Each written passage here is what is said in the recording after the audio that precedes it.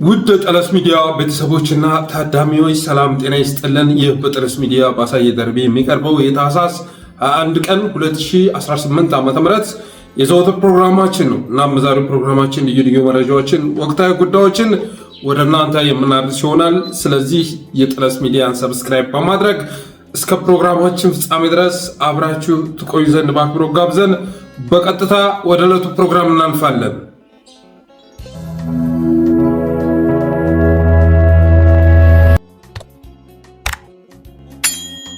ወደ መጀመሪያው ርዕስ ስንሻገር ከግንባር የደረሰን መረጃ ነው። ሰበር ዜና ተብሎ ሊገለጽ የሚችል ነው። የደጋው መብረቅ ኮር ጽናት ክፍለ ጦር የዙፋን ጠባቂውን የአብይ አህመድን ከፍተኛ አመራር ከነአጃቢዎቹ ፓትሮል ላይ ባለበት ጥቃት በመፈጸምና ያጀበውን ዙ 23 በማቃጠል ከባድ ጀብዱ መፈጸማቸው ተሰምቷል። ትልቅ ድል ማግኘታቸው ተሰምቷል። አፋብኃ ምስራቅ አማራ ቀጠና ምኒልክ ዕዝ የደጋው መብረቅ ኮር ጽናት ክፍለ ጦር በዛሬው ዕለት ታላቅ ድል ተጎናጽፏል። የአውደ ውጊያ ሜዳውን ከግሸን መገንጠያ እስከ ተሪ ተራራዎች በዘረጋው በረሃ ላይ ከፍተኛ አመራሩ ዙ 23ቱና የፓትሮሏ ሾፌር እንዲሁም በርካታ መከላከያ መካተማቸው ተሰምቷል። ታህሳስ 20 ቀን 2018 ዓ.ም ትናንት ማለት ነው። ፓትሮል ላይ የነበረ ከፍተኛ አመራር ሲቆስል የፓትሮሏ ሾፌር ሕይወቱ አልፏል። 7 የመከላከያ ሰራዊቶች እንዲሁ ሲሸኙ 9 ከባድ ቁስለኛ ሆነው ሌሎች 3ቱ በመካከለኛ ደረጃ ቁስለኛ እንደሆኑ ተሰምቷል። አንድ ዙ 23 ሙሉ ለሙሉ በዲሽቃ ተመቶ ተቃጥሏል ይላል እዙ ያወጣው መረጃ። ትናንት አመሻሽ ላይ በተደረገ በዚህ አውደ ውጊያ የአካልና ቁስ እንዲሁም የሞራል ኪሳራን ያስተናገደውና በህይወት የተረፈው የብርሃኑ ጁላ ታጣቂ እኩሉ ፈርጥጦ ወደ ተንታ ወረዳ ሲገባ እኩሉ ደግሞ እጅ እየሰጠና ወደ ፋኖ እየገባ መሆኑም ተሰምቷል። የምርኮ በረከት የሆኑት የጦር መኮንኖች፣ ኮሎኔሎችና ሻለቃ መሪዎች ባጋጠማቸው ሞትና ውድመት የተነሳ በከዘራ እርስ በርስም ሲደባደቡ አድረዋል ይላል እዙ ያወጣው መረጃ።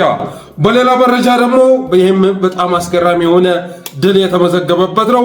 በምኒልክ ዕዝና በላይ ዘለቀ ዕዝ ጥምረት 197 የአገዛዙ ሰራዊት የተደመሰሰበትና ከ85 በላይ የቆሰለበት እንዲሁም 2 ብሬንና 43 ክላሽ የተማረከበት አውደ ውጊያን የሚመለከት ነው። የአማራ ፋኖ ብሔራዊ ኃይል አፋብኃ ምስራቅ አማራ ቀጠና ምኒልክ ዕዝ ላስታ ጀነራል አሳምነው ጽጌ ኮር በአርባኛ 50 አለቃ ጌታዬ ተፈሪ የሚመራው ጀነራል ተፈራ ማሞ ክፍለ ጦርና ዋግሹም ብርገድ እንዲሁም አፋብኃ ሰሜን አማራ ቀጠና በላይ ዘለቀ ዕዝ መጀር ጀነራል ወባንታ አባተ ኮር የተውጣጡ የፋኖ ኃይሎች በጥምረት ባደረጉት አውደ ውጊያ አብዛኛውን ያገዛዙን ኃይል አካትመው ይዞት የመጣውንም የጦር መሳሪያ ማርከው ታላቅ ድል ያስመዘገቡበት አውደ ውጊያ ተደርጓል ይላል። ታህሳስ 19 የገብርኤል ቀን ማለት ነው 2018 ዓ.ም ከነጋቱ 10 ሰዓት ጀምሮ የብልጽግና ወንበር አስጠባቂ ኃይል በሻምበል ጫላ የሚመራው 61ኛ ክፍለ ጦር መነሻውን ከቡግና ወረዳ አይና ከተማ ሐሙሲት አድርጎ ብርኮ ገብርኤል ዓመታዊ ንግስ በዓል በሚከበርበት በአራት አቅጣጫ ማለትም በብርኮ ገብርኤል አቅጣጫ፣ በጤና ጣቢያው አቅጣጫ፣ በጭቃው አቅጣጫና በብርኮ ኪዳነ ምሕረት አቅጣጫ ለማጥቃት አስቦ ተኩስ የጀመረ ያገዛዙ ኃይል ለወሬ ነጋሪ እንዳይተርፍ ተደርጎ መመታቱን እዙ ያወጣው መረጃ ያመለክታል። በዚህ አውደ ውጊያ አገዛዙ በመካናይዝድ የታገዘ 1 ዙ 23 2 ሞርታር 3 ዲሽቃና ብዛት ያለው ብሬንና ስናይፐር ታግሶ የገጠመ ሲሆን የአፋብኃ ተዋጊዎች አገዛዙ ኃይል በመጣበት ቋንቋ ናግረው ጀነራል አስታጥቄ ላከውን ተረካክበው ከንፍሮ ጥሬ እንዲሉ የተረፈው ወደ መጣበት እንዲመለስ ተደርጓል ይላል።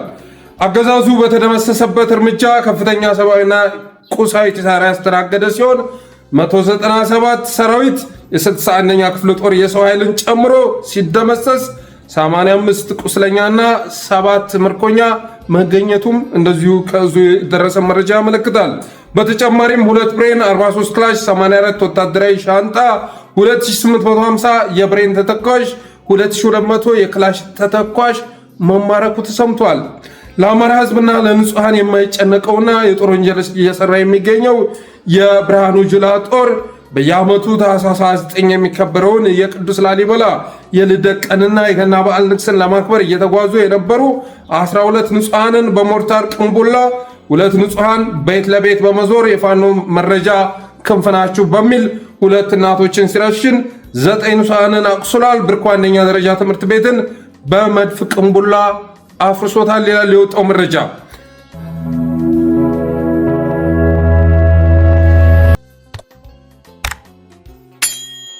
ሌላው በጦርነቱ ወቅት ወደ ትግራይ ተወስዳ የነበረች የሰሜን ወሎ ሀገረ ስብከት መኪና መመለሷ ተሰምቷል። በ2013-2014 ዓ.ም በነበረው ጦርነት ወቅት የትግራይ ኃይሎች በትግራይ ኃይሎች ተወስዳ የነበረችና ለአባቶች አገልግሎት ስትሰጥ የነበረች ቶዮታ ፕራዶ መኪና ነች።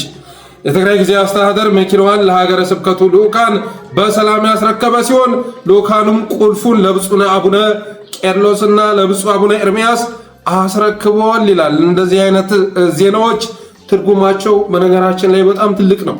የህዝብ ለህዝብ ግንኙነት ለመመስረት ሰፊ ስራ እየተሰራ በመሆኑ የተነሳ ትናንት የተደረጉ ነገሮችን በህዝብ መካከል ቅሬታ የፈጠሩ ነገሮችን መፍታት በሰሜኖች መካከል ያለውን ትብብር ለማሳደግ የሚያግዝ ስለሆነ ሊበረታታ ይገባል። ስለዚህ የትግራይ ኃይሎች ይህን በማድረጋቸው ሊመሰገኑ ይገባል። በጣም እያስጨነቀ መሆኑ ይታወቃል። በትግራዮች በሰሜኖች መካከል እየተካሄደ ያለው ንግግር በአማራ ፋኖ፣ በአፋር እና በትግራይ ኃይሎች ሌሎችም ጭምር ማለት ነው ሌሎችም አሉ። ከሰሜን ውጭ ባለው ቀጠና ላይ ያሉም ኃይሎች ጭምር የተካተቱበት ውይይት እየተካሄደ ነው መባሉ አብይ አህመድ ሰፈር ከፍተኛ የሆነ ድንጋጤ ፈጥሯል። ለዛም ነው ብዙ ካድሬዎች እየመጡ ነባጫ ደበሌ፣ ጌታቸው ረዳ ትናንት ብዙዎቹ እየመጡ እንዴት የማይታሰብ ነገር ነው፣ እነዚህ ኃይሎች አብረው ሊሰሩ አይችሉም፣ ጋራ ዓላማ ያላቸውም እየተባለ ያለው ስለዚያ ነው። አባቴ በጣም ለውጥ የሚያመጣ ትርጉም ያለው ነገር እየመጣ መሆኑን ስለተረዱ ነው። እንደዚህ አይነት ስራዎች ደግሞ የህዝብ ለህዝብ ግንኙነቱን ለመመለስ የሚያስችሉ ስለሆነ ሊበረታቱ ይገባል ማለት እወዳለሁ። ሌላው ትናንት በሰራነው ፕሮግራም ላይ አፋብኃ በአባት አርበኛ ተስፋዬ መካሽ መስዋዕትነት ዙሪያ መግለጫ መስጠት ነበረበት። ያንን አለማድረጉ አሳዝኖኛል የሚል አስተያየቴን ሰጥቼ ነበር። ያንን የጻፍኩት ጠዋት ላይ ነው፣ ፌስቡክ ጠዋት ላይ ጽፌ ነበር። ከዛ በኋላ ቪዲዮ ሰርቻ አፕሎድ እያደረግኩ እያለ መግለጫ ወጣ ማለት ነው። ማካተት ባለመቻሉ በነገው ፕሮግራም በሱ ያለው ብዬ አለፍኩት እና አፋብኃ ያ መግለጫ በማውጣቱ ሊመሰገን ይገባል። ምንም እንኳን የወጣው መግለጫ ማደፋፈንና ማድበስበስ የሚታይበት ቢሆንም በዛ ደረጃ መግለጫ በማውጣታቸው ሊመሰገኑ ይገባል። በነገራችን ላይ ጋሽ ተስፋዬ መካሽ እንደው ዝም ብለው እና አርበኛ የሚቆጠሩ አይደሉም። በዚህ ትግል ውስጥ አይከን የነበሩ ሰው ናቸው። ያለፈውን ትውልድና የአሁኑን ትውልድ አስተሳሰሩ። ከበፊት እስካሁን ድረስ ለአማራ ለኢትዮጵያ በመታገል የሚታወቁ የመጨረሻ ኩሩ አባት ነበሩ እና እነዛን ያህል አባት ማክበር ተስኖት እስር ቤት ውስጥ ያስገባ ሰው እኔ እንደው ለአማራ ይታገላል ብሎ ማሰብ ከብዶኛል። እውነት ለመናገር ለአማራ ነው የሚታገለው ብሎ ማሰብ ከብዶኛል። ጋሽ ተስፋዬ ላይ አርበኛ መከታው ያደረጉትን ነገር ብልጽግናስ ቢያገኛቸው ከዚህ በላይ ምን ሊያደርጋቸው ይችላል? ከዚህ ባለፈ እነዚህን ሰዎች የሚፈታበት ሁኔታ እየተፈጠረ በመሆኑ የተነሳ ሆን ብለው አስገድሏቸዋል የሚል መረጃ ደርሶኛል። ሆን ብለው ጥቆማ ሰጥተው እዛ እስር ቤት ያሉ አርበኞች እንዲገደሉ አድርገዋቸዋል የሚል መረጃ ደርሶኛል። እነዚህ ሰዎች በራሳቸው እርምጃ መውሰድ ስለማይችሉ ትናንትና በነግርማ ፈሊ ላይ ያደረጉት ነገር ከባድ ዋጋ ወደፊት ይዞ እንደሚመጣ ስለተረዱ ሚዲያውን በዛ ደረጃ ስለወቀሳቸው እና እነጋሽ ተስፋዬ ላይ በራሳቸው እርምጃ መውሰድ ስለማይችሉ ሆን ብለው እርምጃ እንዲወሰድባቸው አድርገዋል የሚል መረጃ ደርሶኛል። በዚህ ጉዳይ ላይ እኔ የተሰማኝ ሁሉ ነው የሚገልጸው። ይሄን በመናገሬ የሚፈርስ አንድነት ካለ እንደፈለገ ሊሆን ይችላል። እነጋሽ ተስፋዬ አይነት አርበኛ ማያከብር ስብስብ እኔ አርበኛም ብዬ መጥራት ይከብደኛል። የባዕደን ስራ ነው የተሰራው። እስር ቤት እንዳሉ ራሳ ተልከው በረሃ ላይ እንዲንገበገቡ ተደርገው ነው አባታችን የተገደሉት። ከታሰሩበት እስር ቤት ይወጡ እንደሆነ እነዚህ ሰዎች ነገ አጸፋ መመለሳቸው አይቀርም።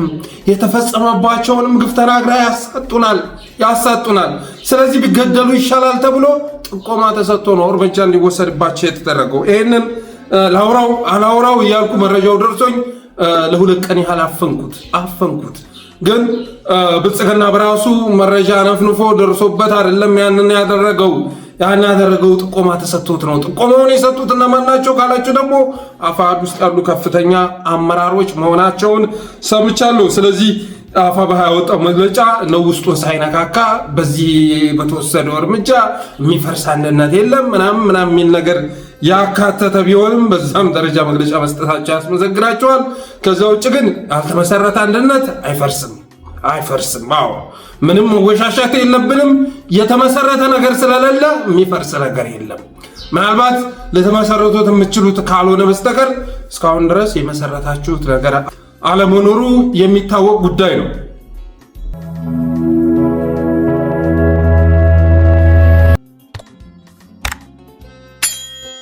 ቀጣዩ ርዕሳችን ጌታቸው ረዳ ከኤንቢሲ ጋር ያደረገውን ቃለ መጠይቅ ይመለከታል። ጌታቸው ረዳ ከኤንቢሲ ጋር ቃለ መጠይቅ አድርጓል። ሙሉ ኢንተርቪው ባይለቀቅም የተለቀቀው ቅምሻ በራሱ ብዙ ነገር ለማስለት የሚያስችል በመሆኑ የተነሳ የሚከተለውን ማለት ወደን በመጽሐፍ ቅዱስ አስቆሮቱ ይሁዳ የክህደት ምሳሌ ሆኖ ይጠየቃል። በድርሰትና በፊልም ውስጥም በካህድነታቸው የሚታወቁ ካራክተሮች አሉ። ለምሳሌ የሼክስፒር ድርሰት በሆነው በጁልየስ ቄሳር ድርሰት ውስጥ ብሩተስ በቅርብ ጓደኛው ቄሳር ላይ በፈጸመው ክህደት ሲታወስ፣ የማሪዮ ፑዞ ድርሰት በሆነው ዘጋድ ፋዘር ወይም ደግሞ የጡት አባት ይህም መጽሐፍ ያነበባችሁት ይመስለኛል። በዚህ መጽሐፍ ላይ ደግሞ ፍሮዶ ኮርሊዮን ትዝ ይለናል፣ በወንድሙ ላይ በፈጸመው ክህደት ማለት ነው። ግን እነዚህም ሁሉ የክህደት ምሳሌዎች ከጌታቸው ረዳ ጋር ማመሳሰል ከባድ ነው። ምናልባት በግሪክ ሚቶሎጂ ውስጥ ዜውስን በመክዳቱና ታንቶስን በማታለሉ አንድ ተመልሶ የሚንከባለል ድቡልቡል ድንጋይ ወደ ተራራ ጫፍ እንዲገፋና ዝንታለም ሲለፋ እንዲኖር የተፈረደበት ሴሲፈስን ከጌቾ ጋር ልናመሳሰለው እንችላለን። ምናልባት ጌታቸው ረዳ እንዲመስል የሚችለው ሴሲፈስ ነው። አብይን ደግሞ ተራራው ጫፍ ላይ ከደረሰ በኋላ መልሶ በሚንደባለለው ድቡልቡል ድንጋይ ሊወከል ይችላል። ተራራው ጫፍ ላይ ደርሶ የዓለም የሰላም ኖቤል ሽልማት ከተቀበለ በኋላ መልሶ ታች ዘቅጦ ወደ ሸለቆ ወርዶ የዓለም ደም አፋሳሹን ጦርነት የሚለኩሰውን ጠቅላይ ሚኒስተር፣ የትግራይን ጦርነት ቋጨ ሲባል እንደገና አማራ ምድር ውስጥ ገብቶ ሌላ ውድመት የሚፈጽመውን ጠቅላይ ሚኒስተር ከፍ ልታደርገው ስትሞክር ወርዶ ዘቅጦ የሚገኘውን ጠቅላይ ሚኒስተር ታቅፈህና ደግፈህ ወደ ከፍታ ልታደርሰው ስታስብ ጠልፎ ስርቻው ውስጥ የሚርመጠመጠውን ጠቅላይ ሚኒስተር በሴሲፈስ ድቡልቡል ድንጋይ ልንወክለው እንችላለን። ጌቾ ትናንት ከህወሓት ጎን በነበረበት ሰዓት ላይ ተሰልፎ በነበረበት ሰዓት ላይ በርካታ ክህደቶችን ፈጽሟል። ለምሳሌ ያህል ኢትዮጵያን ክዷት ነበር። የተወለደበትን አካባቢ ከመክዳትም አልፎ ሲወጋው ነበረ። ራያን ከመክዳትም አልፎ ሲወጋው ነበር እና ድርጅቴ ህወሓት ናት በሚል አስተሳሰብ የአማራ ማንነት ያላትን ወላጅ እናቱን ክዶ ነበር። በአንድ ወገኑ አማራ መሆኑን ሸምጥጦ ነበር። አማራን፣ ኤርትራንና አፋርን አብይ የሚባል ከሃዲ መልሶ ስለሚወጋችሁ ይህን ዱርዬ ጠቅላይ ሚኒስተር ነቅሎ ለመጣል በሚደረገው ጥረት ላይ ባትተባበሩ እንኳን ልታግዙለት ስለማይገባ እረፉ በማለት ይመክር ነበር። በትናንትናው ዕለት አማራ፣ ትግራይ፣ ኤርትራ እንዴት ሆኖ ይታሰባል? የፋኖ ኃይሎች፣ የትግራይ ኃይሎች እና የኤርትራ ወታደሮች ወይም የኤርትራ መንግስት በጋራ የሚፈጥሩት ጥምረት ቅንጣት ታክል የጋራ ዓላማ ያለውም በማለት ሲናገር ነበር። ከዚህ በፊትም እንደዚህ አይነት ንግግር ነው ጌታቸው ረዳ በማድረግ የሚታወቀው። በዛ በጦርነት ሰዓት ግን አማራን፣ ኤርትራንና አፋርን አብይ የሚባል ከሃዲ መልሶ ስለሚወጋችሁ ይህን ዱርዬ ጠቅላይ ሚኒስተር ነቅሎ ለመጣል በሚደረገው ጥረት ላይ ባትተባበሩ እንኳን ልታግዙለት ስለማይገባ እረፉ በማለት ይመክረን ነበር። እስኪ ሰምተነው እንመለስ። አጋግሎ የሆነ ጠላቱን ያንበረክካል። ዋና እንቅፋት የሚለውን ለሱ ሄጅመኒ ለሱ አምባገነንነት እንቅፋት የሚባለው የትግራይ ህዝብ ነው። በነገራችን የትግራይን የማስተዳደር ፍላጎት የላቸው። ጠፍቶ ነው ማየት የሚፈልጉት። ትግራይ ተዳክሞ ኢማስኩሌትድ ሆኖ ተሰልቦ ማየት ነው የሚፈልጉት። ሁለቱም ተመሳሳይ ነው ፍላጎታቸው። ይህንም ትግራይን አዳክማል፣ ከነሱ ጋር ሆኖ አማራ ይዳከማል፣ ኤርትራ ይዳከማል። ከዛ በአዲስ ጉልበት እነ ሽመልስ ልዩ ኃይል ብሎ የሰበሰቡት አለ። እሱን ደግሞ ይዞ ታንክ እያንጋጋ አስመራ ይገባል። እኔ ቢያንስ ከአንድ ዓመት በፊት አብይ ጋዳፊ እንዲገጥመው አልፈልግም ብዬ ነበረ በግሌ። ስለዚህ የሚቀርለት አይመስለኝም የጋዳፊ እጣ ማለት ነው። ስለዚህ ዝም ፍርድ ቤት ነው የሚቀርበው ወይስ እንደ ጋዳፊ ነው የሚወጣው የሚለው እኔ የሚወስነው አይደለም። ቢያንስ የጋዳፊ እጣ ሲገጥመው 4 ኪሎ አካባቢ መሆን አልፈልግም፣ ፍላጎት ስለሌለን እንደ እንትን። ለማንኛውም ፍትህ ነው የሚገባቸው። ፍትህ ይገባቸዋል ማለት እንደ ጋዳፊ ነው መጨረሻቸው የሚሆነው የሚለው የሚወስነው የራሳቸው የዛው አካባቢ ሰው ነው። ሆኖ ትግራይን ህፃን መድፈር የሚቀጥልበት ሁኔታ ግን እንዳይኖር ከትግራይ ወጣት ከትግራይ ህዝብ ጋር ሆኜ እሰራለሁ፣ እናደርገዋለን። ይሄ የምንሰራው ስራ እዛው ሳለ ለዚህ ሰዎች ለፍርድ የሚቀርቡበት ሂደት ማምጣት መቻል አለበት። እስከመቼ ነው እየተቀለደበት የሚኖረው አማራ ፈቅዶ ይቀለድብኝ ካለ ይቀጥል? እስከመቼ ነው እየተቀለደበት የሚኖረው ኦሮሞ? ይሄ ጥያቄዎች መጠየቅ መቻል አለባቸው። አይ ነው ጥያቄዎች የተነሱ ነው። ግን አሁንም ቀጥፎ ሀምታቶ ምርጫ ካሄዳለሁ እኮ እያለ ነው። እንደዚህ አይነት ቀላጅ በታሪክ በኔ እድሜ አያለሁ ብዬ አስቤ አላውቅም። እንደዚህ አይነት በጣም አግሊ ቀላጅ። አንደኛ መሰረታዊ በሆነ መልኩ አብይ የአመራር ዘይቤው ፈረንጆች ሞደስ ኦፐራንዲ አብይ የሚመራበት ዘይቤ ማደናገር ነው። አብይ ምን አይነት ስልስታት ነው? ከትምህርት ማስረጃው ጀምሮ በማደናገር ላይ የተመሰረተ ነው። ስለዚህ ጊዜ ወስደህ ሰከን ብለህ የት ነው የተማርከው ብለህ ብትጠይቀው የሚመልስልህ ነገር የለም። ለምሳሌ ትምህርት ቤቶች የተዘጉ ለአብይ ደንተው አይደለም። ትምህርት ቤቶች ወደ ጦር ካምፕነት ተቀየሩ ለአብይ ደንተው አይደለም። ዝም ብለህ ከ7ኛ ክፍል ድንገት PhD እንደደረስክ መደስኮር የሚያስችል ድፍረት ካለ ትምህርት ቤቶች ቢዘጉም ችግር አይደለም። ማደናገር ዋና ሞደስ ኦፐራንዲ ነው፣ የማስተዳደር ዘይቤው። ትናንት ወዲያ የትግራይ ባለሀብቶችን ሰብስቦ አማራና ሻዕቢያ ተጋግዘው ጉድ ሰሩን እንጂ ዓላማችን ይሄን አልነበረም ይሄ አልነበረም ይላል። ለነጮቹ ይነግሩናል። የአሜሪካን ሴኔተር ጠርቶ አማራና ሻዕቢያ ከአቅሜ በላይ ሆነ አላሰብኩትም ነበር እንደዚህ ይላል። ትግራይ የወራሪ መፈንጫ ሆነች ይላል። አሁን እዚህ ውስጥ የእውነት የምናምን የሀቅ አድራሻው ይጠፋል። ግራ ነው ይለዋል። እንደማልቀስ ይንቀጣዋል። እንደዚህ አይነት ችግር እንደዚህ አይነት ነገር ይፈጠራል ብለን አልጠበቅንም። እዛው ደግሞ ትንሽ እዛው ቆይቶ ሰራዊታችን ጠንካራ ሰራዊት ነው ይላል። ሻዕቢያ የታባቱ ምንም አቅም የላቸውም አረጋውያን ናቸው ይላል። አሁን ይሄ ሁሉ ማደናገር የአብይ የመግዣ ዘይቤ ነው፣ የአስተዳደር ዘይቤ ነው። ባጫ ፌዘኛ ነው። ባጫ አንደኛ ወታደርም አይደለም፣ እስክስተኛ ነው፣ ዳንኪረኛ ነው። በዚህ መሀል ልብስ አልብሶ አመጣው አጫዋች ነው። ወጥቶ ምን አለ? አብዛኛው መንጫጫት ጀምሮ ነበር። የአማራ ኤሊት አስወረራችሁን ወያኔ ገባ ምናምን ብሎ ነበር። ያው ኤና ሰምሮ ያውቃል፣ ውጊያ እንዳልተደረገ ያውቃል። እንደዚህ አይነት ግፍ የፈጸመ ተራ ዱርዬ ቤተ መንግስት አስቀምጦ ትግራይ ላይ የህግ የማስከበር ዘመቻ ተደረገ ብሎ የሚኳልል ምሁር ያለበት ሀገር ማፈር ያለበት ህዝብ ማፈር አለበት አይደለም። ማፈር ካለበት ግን ማፈር አለበት። እንደሰማችሁት ነው እንግዲህ ጌታቸው ረዳ ስለ አብይ ያልተናገረው ነገር አልነበረም። አብይ ከትምህርት ዝግጅቱ አንስቶ አጭበርባሪ ነው፣ ሞደስ ኦፐራንዲውም ማደናገር ነው እያለ ለማስረዳት ይጋጋጥ ነበር። ዛሬ ደግሞ በሌላ መስመር ከሃዲ ሆኖ ተከስቷል። ትናንትና የካዳቸውን ኃይሎች ዘረዘሩ። ኢትዮጵያን ክዶ ነበር። እናት ድርጅት የህወሓት ብሎ የወለደችውን ክዶ ነበር። የተወለደበትን አካባቢ ክዶ ነበረ። ትናንትና በዛ መልኩ ሲገለጽ ነበር። ዛሬሳ ጌታቸው ምን እያደረገ ነው ከተባለ ወላጅ እናቱን ተቀብሎ እናት ድርጅቱን ሽምጥጥ አድርጎ ክዷታል። እናት ድርጅቱን ደግሞ አሁን ላይ ክዷታል፣ ህወሓትን ክዷታል። ህወሓትን ብቻ ሳይሆን ትግራይንም ክዷል ማለት ይቻላል። ትግራይንም ጭምር ክዷል ማለት ይቻላል። አሁን የሚያደርጋቸውን ኢንተርቪው ስተው ህወሓትን ብቻ አይደለም ትግራይንም ክዷል። የራሱን ንግግር ክዷል። ትናንት ሲናገራቸው የነበሩ ነገሮችም በሙሉ አሽቀንጥሮ በመወርወር በሌላ ክዳን መስመር ተሰማርቷል። ከትግራይ ጋር ካልተቀላቀልክ ሲለው የነበረውን አካባቢ ከወሎ ጋር ቀላቅየ ክልል ላደርገው ነው እያለ ነው። እንደዛ እየተሰራ ነው። በነገራችን ላይ እነ ጻርቃን እነ ጌታቸው እነ ዛዲግ እነ በለጠ ሞላ እንደ አካባቢ ናቸው፣ ራያ ናቸው። ስለዚህ ከወሎ ጋር ክልል አድርገን አዲስ ክልል ማቋቋም አለብን እያሉ ይገኛሉ። ትናንት የተናገረውን ንግግር በሙሉ ፍርስርስ እያደረገው ነው። ዱርዬ ያለውን መሪ ጌታዬ ብሎ ሲጠራ እየተሰማ ነው። አጭበርባሪ ወይንም አደናጋሪ ብሎ የሚጠራውን ጠቅላይ ሚኒስተር ታላቁ መሪ ሱፕሪም ሊደር እያለ ይገኛል ጌታቸው ረዳ። ሌላው ፋኖ ህወሓትና ሻዕቢያ እሳትና ጭር ናቸው እያለ ነው። እሳትና ጭር መቼም የጌታቸው ረዳ የተለመደ ንግግር ነው። ትናንትና አማራና ኦሮሞ እሳትና ጭር ናቸው ይል ነበረ። ከዛ በኋላ ደግሞ ወደ መቀሌ ከተባረረ በኋላ በፌዴራል መንግስት፣ በኤርትራ ኃይሎች፣ በአማራ በአፋር መካከል የተመሰረተውን ትብብር በጋራ መስራታቸውን ያንን ሲያወግዝ ነበር። እነዚህ ኃይሎች ነገር እርስ በርስ ሲታኮሳሉ። አብይ አህመድ ትግራይ ላይ የሚፈጽመውን ነገር ካደረገ በኋላ መልሶ ይዘምጥባቸዋል እያለ ሲናገር ነበር። አሁን ደግሞ ፋኖ ህወሓትና ሻዕቢያ እሳትና ጭር ናቸው እያለ ይገኛል። እስኪ ይህንንም ሰምተነው እንመለስ። ቀንጨብ አድርገን አይተነው እንመለስ።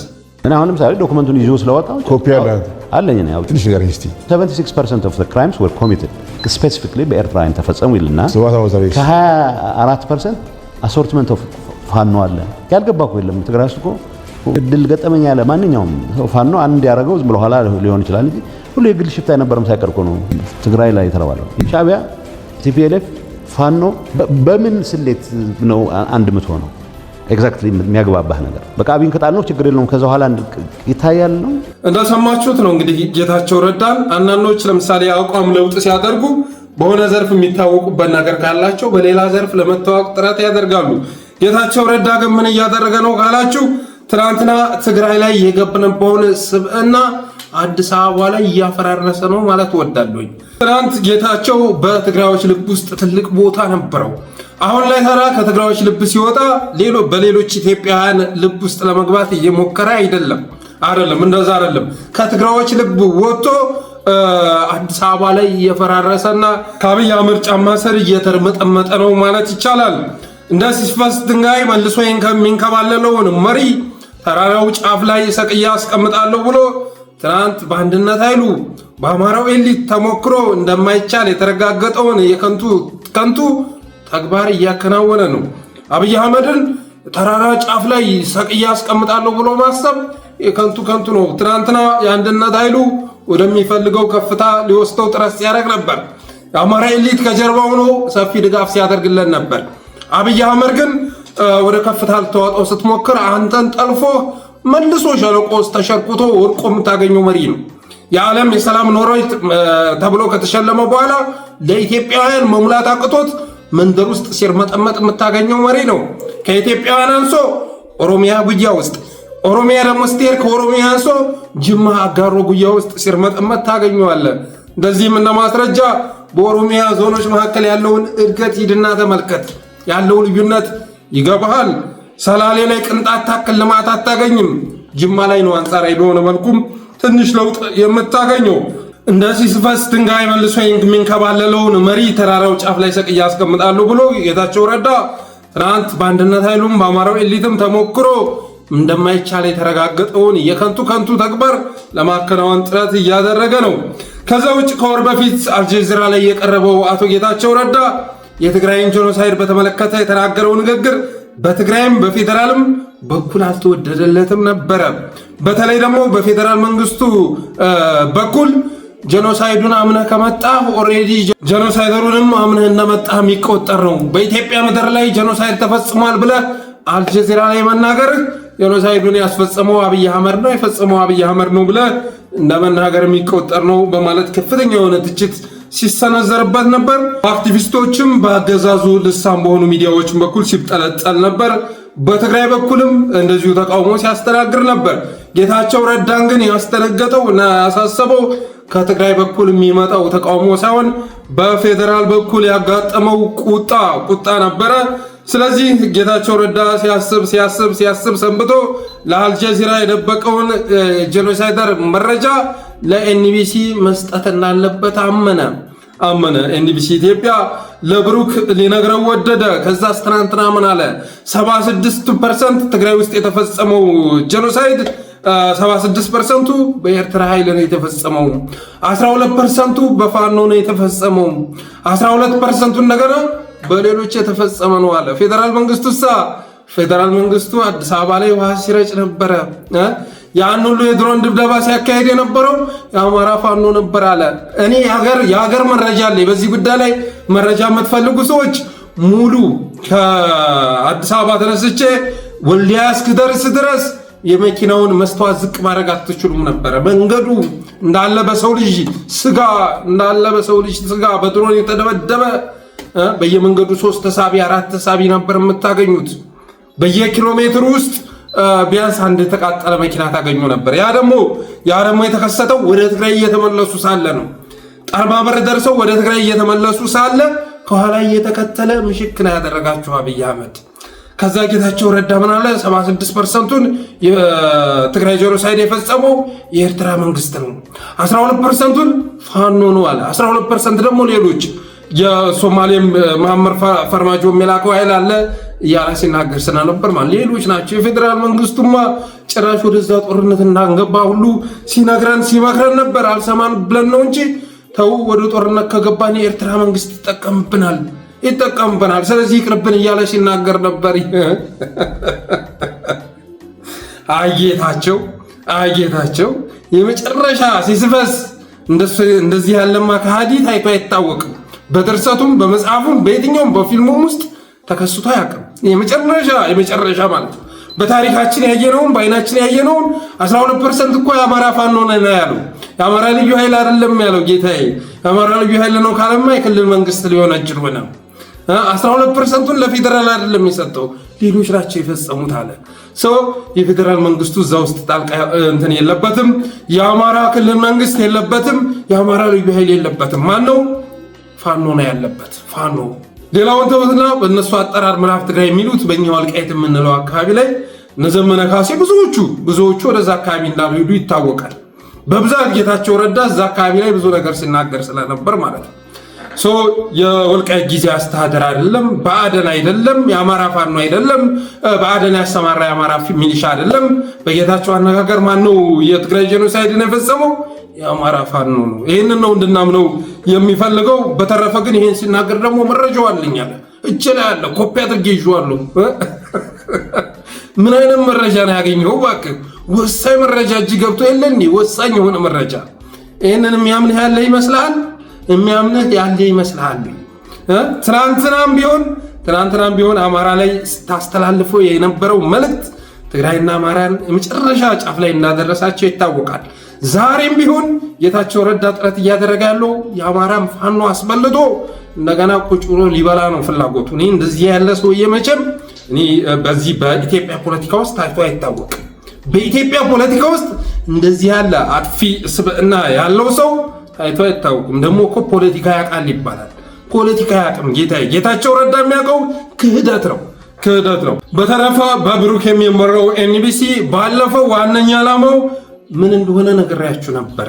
ዋነኛ ዓላማው በደንብ አዳምጬ ተከታትዬ ዋነኛ ዓላማውን ተናግሬ ነበር። እንግዲህ ዋነኛ ዓላማው ምንድነው? በትግራይና በአማራ መካከል ምንም አይነት ትብብር እንዳይኖር፣ ሁሌ እንደተቃቃሩ እንዲኖሩ ዋና የተመሰረተበት ዓላማ ይሄ ነው። በመሆኑም በአንድ በኩል እነ ማስረሻ ሰጤን እንደ መለጠ ሞላን እያቀረበ አማራ ላይ ጄኖሳይድ ሲፈጽም ከነበረው ከህወሓት ጋር አብሮ መስራት የሚቻለው እንዴት ነው ይላችኋል። ብሩክ በስተርጅና እሷ አራዳ ሆኖ ይሄ ትውልድ የማይባንን ሆኖ በአንድ በኩል እነ ማስረሻ ሰጤን እነ መለጠ ሞላን እያቀረበ የአማራ ላይ ጄኖሳይድ ሲፈጽም የኖረው ህወሓት ሆኖ ሳለ እንዴት ከሱ ጋር አብሮ መስራት ይቻላል እያለ በእነሱ በኩል መልእክት ያስተላልፋል። በሌላ መልኩ ደግሞ እነ ጌታቸው ረዳን እነ ጻድቃንን እያቀረበ የትግራይ ጄኖሳይድን ከፈጸመው ፋኖና ሻዕቢያ ጋር እንዴት ነው አብሮ መስራት የሚቻለው የሚል መልእክት ሲያስተላልፍ ትሰሙታላችሁ። ይሄ ሁሉ ጭንቀት ግን ይሄ ሁሉ ዝባዝንጌ ግን እነዚህ ኃይሎች ትብብር ለፌዴራል መንግስቱ ኃይለኛ አደጋ ይዞ እየመጣ በመሆኑ የተነሳ ነው። ሌላ ምንም ትርጉም የለውም። ግን ልትረዱት የሚገባው አንድ በኩል በለጠን እና ማስረሻን እያቀረበ ትግራይ በአማራ ላይ ጄኖሳይድ እንደፈጸመች፣ በሌላ በኩል ደግሞ ጻድቃንን ነጌታቸውን እያቀረበ አማራው በትግራይ ላይ ጄኖሳይድ እንደፈጸመ ይህን ተራምደነዋል። ጌታዬ ተራምደነዋል። ምንም እንኳን በዛኛው በኩል ያለው አካሄድ የቀርፋፎች አካሄድ ቢሆንም በዛኛው በኩል አሁንም ቁሞ ቀረነት የሚታይ ቢሆንም በአማራና በትግራይ ኃይሎች መካከል ያለው ትብብር በሚፈለገው ደረጃ ባይጎልምስም ያን ተራምደነዋል። በነገራችን ላይ በዚህ ሁኔታ ላይ ቁርጥ የሆነ ውሳኔ መወሰን መቻል አለባችሁ። በባዶ መዳ ፕሮፓጋንዳ ሊሰራባችሁ አይገባም። ትብብሩ አስፈላጊ ነው። ህልውናችንንም ለመታደግ ኢትዮጵያንም ለመታደግ ብላችሁ የምታምኑ ከሆነ በግልጽ በዚህ ጉዳይ ላይ ግልጽ የሆነ መረጃ ልትሰጡ ይገባል። ግልጽ የሆነ አቋማችሁን ለህብረተሰቡ ልታሳዩት ይገባል። ከዛ ውጭ ግን እየተድበሰበሳችሁ አንደኛው ይሄ ነገር መውጣት የለበትም ምናምን እያለ ውስጡን የሚጥመለመል ከሆነ ይህን ግንኙነት ማቋረጥ ይመከራል። እናንተንም የመደብደቢያ ዱላ ከመሆን የዘለለ ትርጉም የለውም። አሁን ላይ አገዛዙ ሰፊ ፕሮፓጋንዳ እየሰራበት ስለሆነ በዚህ ጉዳይ ላይ ግልጽ የሆነ አቋማችሁን አሳይታችሁ እያንዳንዷን ሴራዋን እያጋለጡ መጓዝ ያስፈልጋል። ሌላው እንግዲህ ጌታቸው ረዳ እንደ ትግራይ ወይንም እንደ ህወሓት የጎዳ የለም። ባለፉት ጊዜያት ብዙዎቹ ላይ ትንኮሳ ፈጽሟል። የአማራ ኤሊትን ለማስጠፋት ብዙ ጥረት አድርጓል።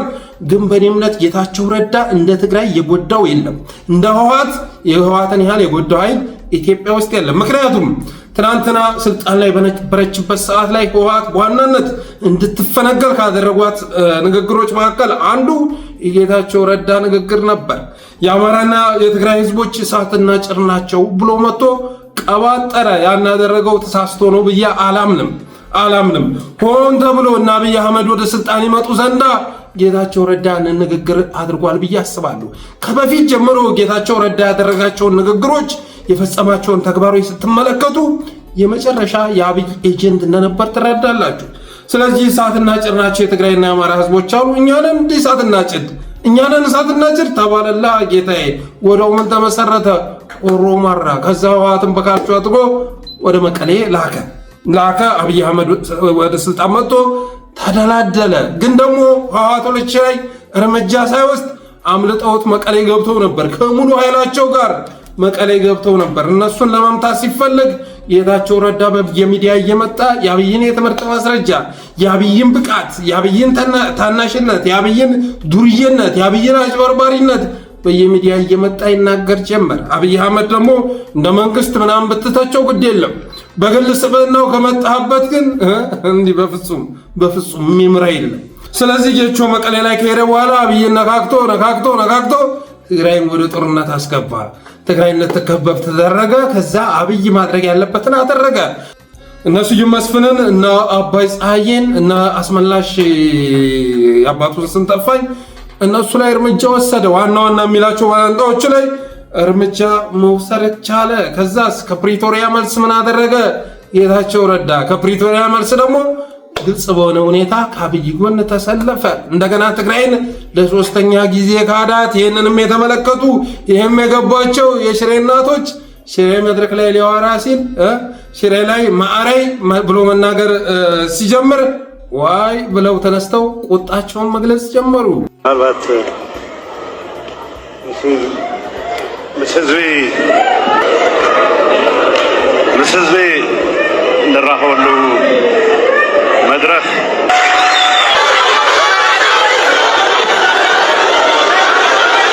ንረጋጋ።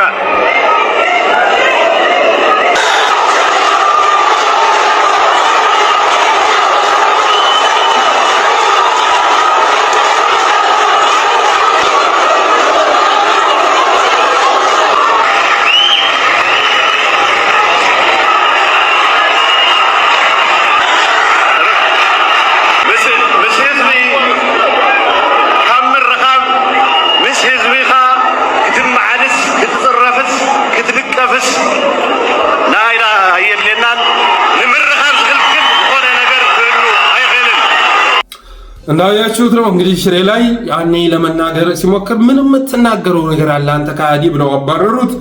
ከዛ በኋላ ወደ ፌደራል መጥቶ ትግራይንም ህወሓትንም ከልቡ አስወጥቶ ሙሉ ለሙሉ በክህደት መስመር ተሰማራ። አሁን ታዲያ ኢንተርቪው ላይ ሲመጣ እኔ በቀጠው ጦርነት ላይ የህይወቱ የሚጠፋ የአንድ ወጣት ህይወት እንኳን መጥፋቱን ሳስብ እንቅልፍ ይነሳኛል እያለ በሸከትልሃል ጌታዬ።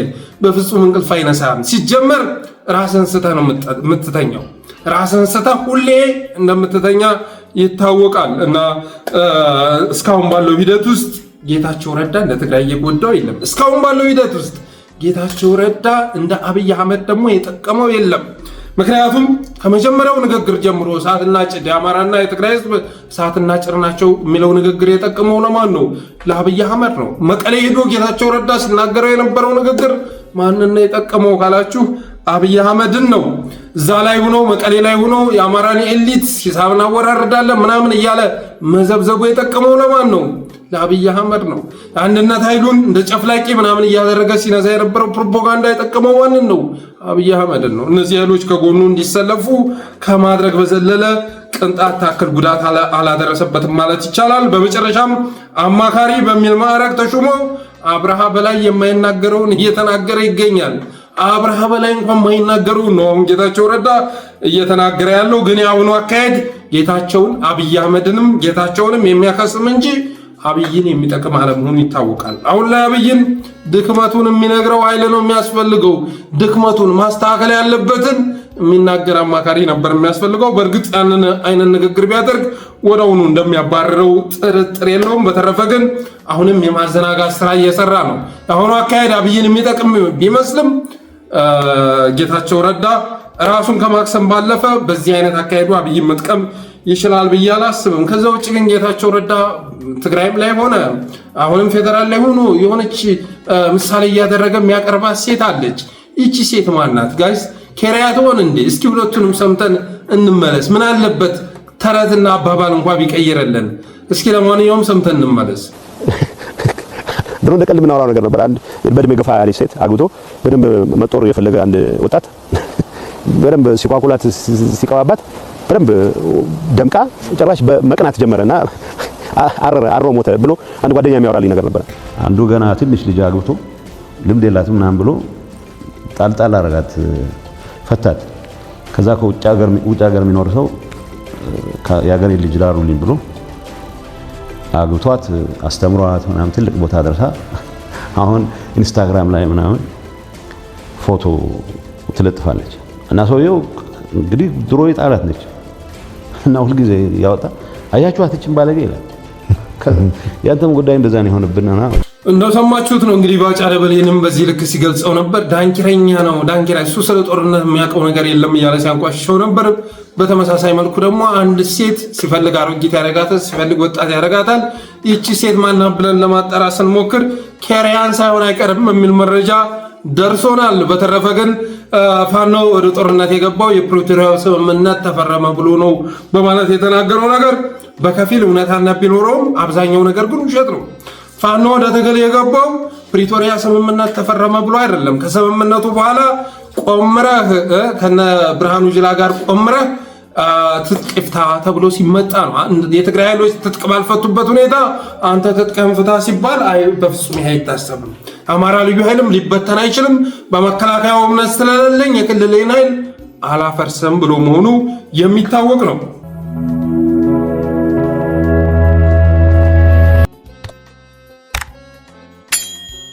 ሌላ በመጨረሻ የአሰብ ፖሊስ አዛዥ የነበሩ አባገዳ ትናንትና ሲናገሩ ተሰምተዋል። እስኪ እንደ መዝናኛም ስለሚሆን እሳቸውን ሰምተን እንመለስ። 2 ዓመት ከ6 ወር የአሰብ ወደብ ፖሊስ አዛዥ ሆኜ ሰርቻለሁ። እኔ የአሰብ ፖሊስ አዛዥ የአሰብ ወደብ እጃ ከና በቦሌም በባሌም መምጣት አለበት ቀይ ባህራችን። በቃ ይሄን መናገር ነው እኔ የምፈልገው። ማል ኢጋ ኳችት ዳንገላሴን ለፌ ኳችት ጨብሴን ከነን ኡፌ መቼም በዚህ ዘመን እኮ ይሄ መበሽከት ሀገራዊ ባህል እየሆነ መጣ። ብልጽግና ወደ ስልጣን ከመጣ ጊዜ አንስቶ በአደባባይ መዋሸት ሐላል እየሆነ መጥቷል። በእርግጠኝነት አሁን እኒህ አባት ቢጠራ እንኳን የአሰብ ፖሊስ አዛዥ ሊሆኑ ቀርቶ አሰብንም አያውቁትም። በእርግጠኝነት አሰብን አያውቁትም። በሁሉም ዘርፍ እኮ ነው የሚገርማችሁ። እንደዚህ አይነት ውሸት ቅጥፈት ደግሞ በሁሉም ዘርፍ እኔ ቸርችም ሜዳ እኮ ለምሳሌ አንድ ፓስተር የሌለ ነገር ሲያወራ ስትሰማ አሜን ማለትህን ታቆማለህ። ፈረንጆች ሰሜን ሄደው የሚጎበኙት ዛጋ ያለው አጋንንት የተለየ ስለሆነ ነው። አሁን በቀጣይ ሰሜን ላይ ያለው ዘንዶ ተቀጥቅጦ ይጣላል። አሜን በቃ እንደዚህ ብሏል። በቃ ማጣራት የለ ምንድነው የተባለው ብሎ ማሰብ የሚባል ነገር ቀርቷል። አብይ አህመድ ወደ ቤተ መንግስት ስትመጡ በ2024 ኢትዮጵያ በአፍሪካ አንደኛ ኢኮኖሚ ትሆናለች፣ በ2030 በአፍሪካ አንደኛ ኢኮኖሚ ትሆናለች ብሎ ሲናገር አሜን ነው በቃ አሜን፣ ሌላ ነገር የለም። ስለዚህ እነዚህም አባቶች ለ2 ዓመት ከ6 ወር ያህል የአሰብ ፖሊስ አዛዥ የነበርኩ ብሎ ሲናገር ቢጨበጨብለት የሚያስገርም አይደለም። እንደዚህም ብሎ ቢበሸከት አስገራሚ ነገር አይደለም። ምክንያቱም ፕሮስፐሪቲ አሁን ላይ እንደ ፓርቲ ስትመለከቱ ውሸት ነው። በቃ በየሚዲያው የምታዳምጡት ነገር ውሸት ነው፣ ማምታታት ነው፣ ማደናገር ነው፣ ማጭበርበር ነው። በቃ ይሄ ነው በቃ የፖለቲካ አካሄዳቸው እንደዛ ነው። ስለዚህ ይህንን አካሄድ ደግሞ አባገዳዎችም ተቀብለው በዚህ መልኩ ሲናገሩ ቢሰሙ የሚያስገርም አይደለም። ከዚህ ባለፈ እነመተማ ሞቱማ ነበሩ ሲባል ተሰምቷል አይደል? መተማ ሞቱማ ነበረ ሲባል ተሰምቷል። አሰብ ራሱ አሰበ ተፈሪ ነበር።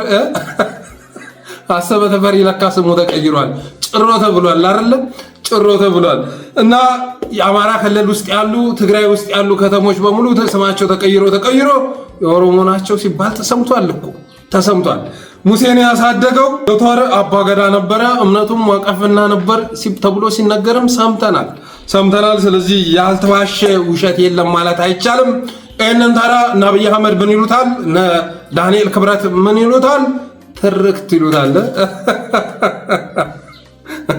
ማንንም የማያሳምን የመጨረሻ እንደዚህ አይነት ቅጥፈት በእነ አብይ አህመድ አስተሳሰብ ትርክት ተብሎ ይገለጻል። ባለፈው እንኳ ባሌ ዋሻ ውስጥ ቁጭ ብሎ የሶፍ ዑመር ወግ በሚል ርዕስ የተለቀቀውን ዶክመንተሪ ብታዳምጡ እልፍ አላፍ ውሸት ነው እዛ ውስጥ የምታገኙት።